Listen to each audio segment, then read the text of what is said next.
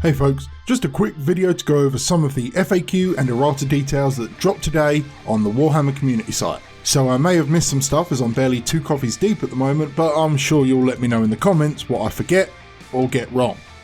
So overall I think this is a really great errata for the World Eaters and Chaos in general, though I will start with a minor debuff that doesn't really affect me but does affect World Eaters. Warp time and psychic nonsense in general. You can now only cast a spell on a unit that matches the Sorcerer's Legion.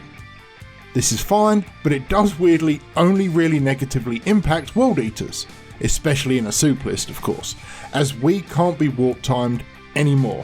Every other Legion, aside from the Brazen Beasts sub-faction, can take Sorcerers, so they can just make adjustments if they're souping.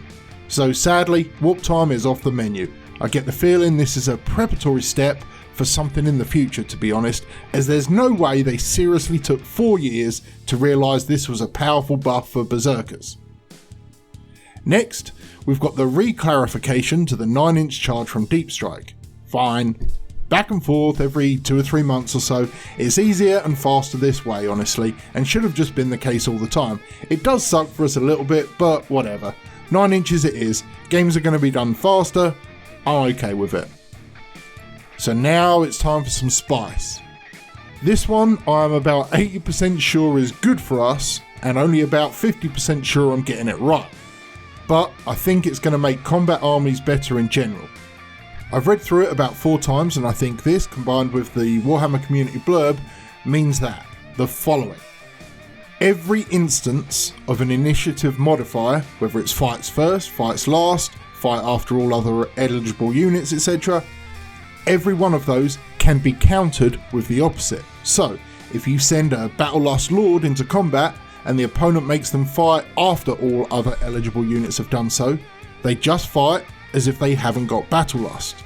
What's more, charging is a strikes first ability, so a charging unit now fights per normal rules. It means enemies will get a free interrupt, but it's no longer so devastating to charge multiple units at once now. Battlelust also allows counteroffensive to be used even if under any other sort of negative modifier on your opponent's turn. So I think this is a big win for us.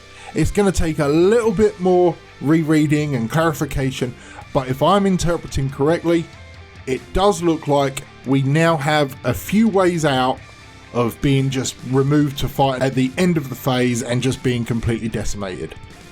And now, the pièce de résistance.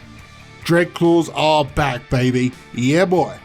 Okay, so this is cool, but honestly, the Charybdis went back up to 400 points, I think, so look, this is how it should have been, and whilst I'm absolutely loving it as an owner of both the Charybdis and the regular Dreadclaw, I am struggling to find a reason to field them at the moment.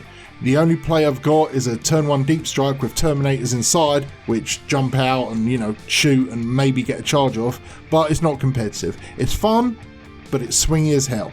And absolutely 100% not competitive.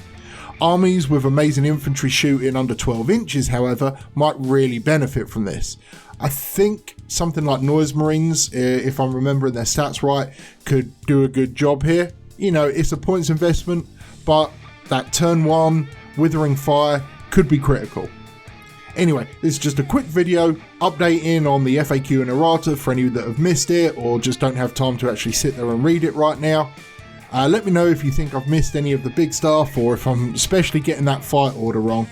Alright folks, until next time, stay healthy, stay safe and kill, maim, burn.